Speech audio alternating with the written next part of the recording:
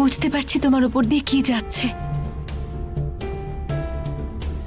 কেন, কি হয়েছে? এরকম কেন বলছো তুমি? বিয়েই তো ভেঙেছে আমার, কোনো খুন হয়নি আমার। এরকম না রোজ হাজার হাজার বিয়ে ভাঙতে থাকে, ঠিক আছে? এরকম বলো না দাদা, বিয়ে ভাঙা আর মন ভাঙার মধ্যে পার্থক্য আছে। আমি তো সাক্ষী তোমাদের ভালোবাসার।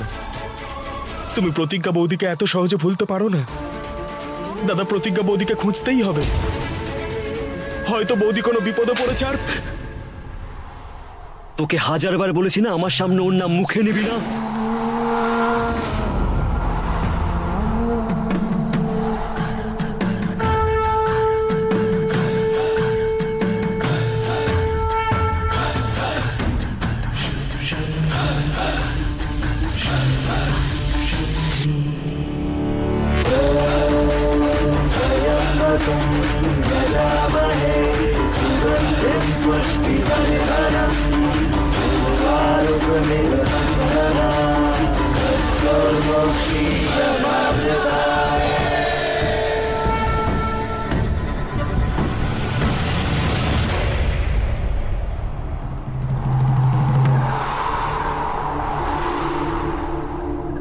মহাকালের কৃপায় তুমি সুস্থ হয়েছো মা।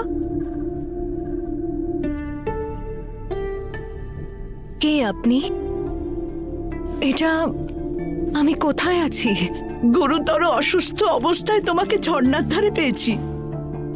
তোমার শরীরে অনেক গভীর ক্ষত ছিল মা। গত কয়েকদিন আমরা তোমার রাত দিন সেবা করছি, সেটাও আয়ুর্বেদিক চিকিৎসায়। কয়েকদিন ধরে? আমি কবে থেকে এখানে আছি? কতদিন হয়েছে? 30 দিন ধরে আছো তুমি। তারপর তোমার জ্ঞান ফিরলো। 30 দিন? আমি 30 দিন ধরে এখানে আছি? কাল আমি তোমার বাড়িতে বরযাত্রী নিয়ে যাব, আর গোটা উজ্জয়িনীর সামনে তোমাকে বিয়ে করে নিজের বাড়িতে নিয়ে আসবো। প্রেম, প্রেম নিশ্চয়ই আমার জন্য অপেক্ষা করছে। এই পৃথিবীতে সবকিছু বদলে যেতে পারে, কিন্তু আমার ঘৃণা ওর জন্য কখনোই বদলাবে না, ঠিক আছে?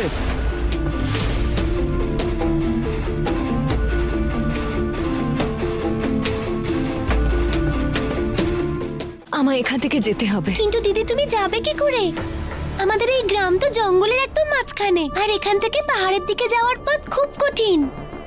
সেই জন্যই তো এই গ্রামের বাইরে আমিও যেতে পারিনি।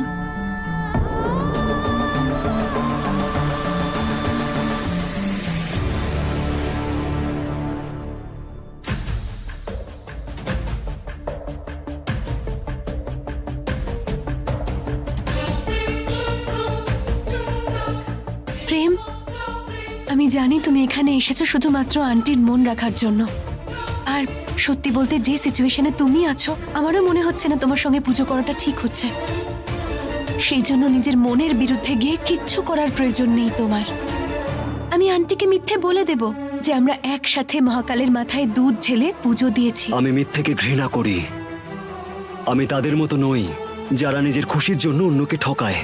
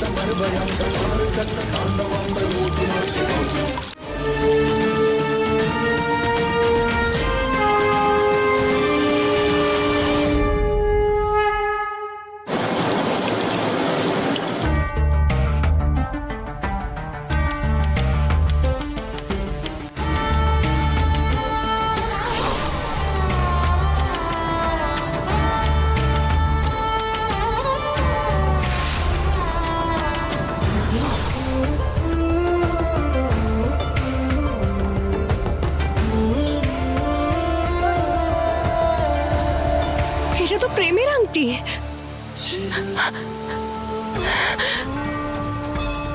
তার মানে এই পাহাড়ের ওপরেই প্রেম আছে। আমাকে নিশ্চয়ই ও খুঁজছে। এখন আর আমি এখানে থাকতে পারবো না, আমায় এখান থেকে যেতেই হবে।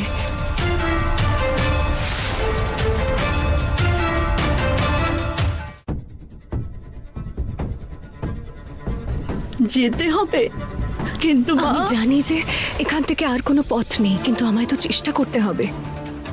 হার মানলে চলবে না আমায়। আপনি যে আমার প্রাণ বাঁচিয়েছেন তার জন্য আমি সারা জীবন আপনার কাছে কৃতজ্ঞ থাকব। আমায় আশীর্বাদ করুন।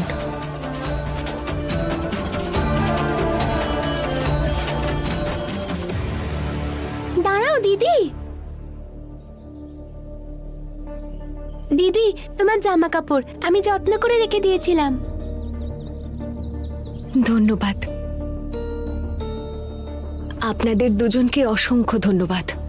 এখন আমি আসি।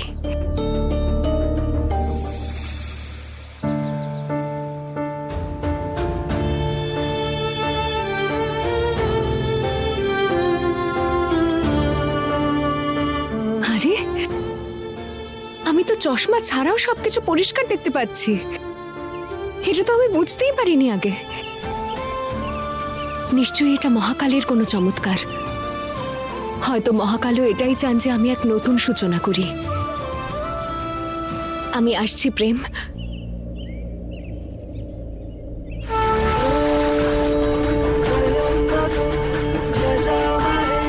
হে মহাকাল, এই মেয়েটিকে শক্তি দিও যাতে দুঃখের পাহাড় পার হতে পারে।